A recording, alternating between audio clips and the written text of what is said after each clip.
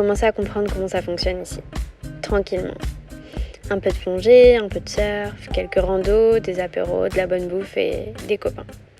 C'est une île touristique, mais pas trop. Du coup, les locaux sont toujours contents de partager des moments avec les gens qui sont de passage. Ils se font des nouveaux potes tous les jours, et de toutes les nationalités. C'est un peu comme s'ils faisaient le tour du monde, mais sans bouger de chez eux. Ils accrochent avec des touristes, les invitent à faire un feu, boire un verre ou manger un bout. Et j'entends beaucoup de belles histoires qui commencent comme ça ici. En étant ici pour un mois, moi aussi je croise beaucoup de gens. Cette semaine, on a rencontré Jeanne et Rikke, 2 Danoises en voyage pour quelques mois en Amérique du Sud.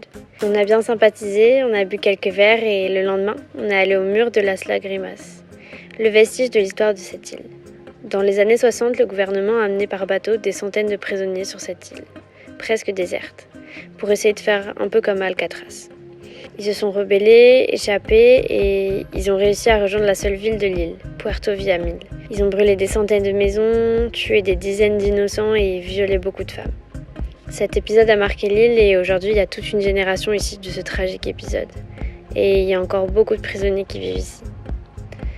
On est aussi allé faire un tour à la ferme de mon pote. Sa famille a des terres dans la partie haute de l'île avec des centaines de fruits. Il s'en sert pour préparer les petits-déj à son hôtel. Alors on a ramassé des bananes, de la papaye, des verdets, du yucca, des ananas, des oranges et des citrons.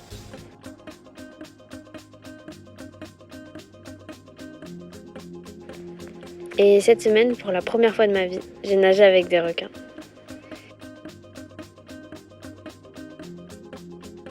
Ah, et j'ai aussi très bien mangé, et beaucoup. Ricardo m'a cuisiné des langoustes et c'était trop bon.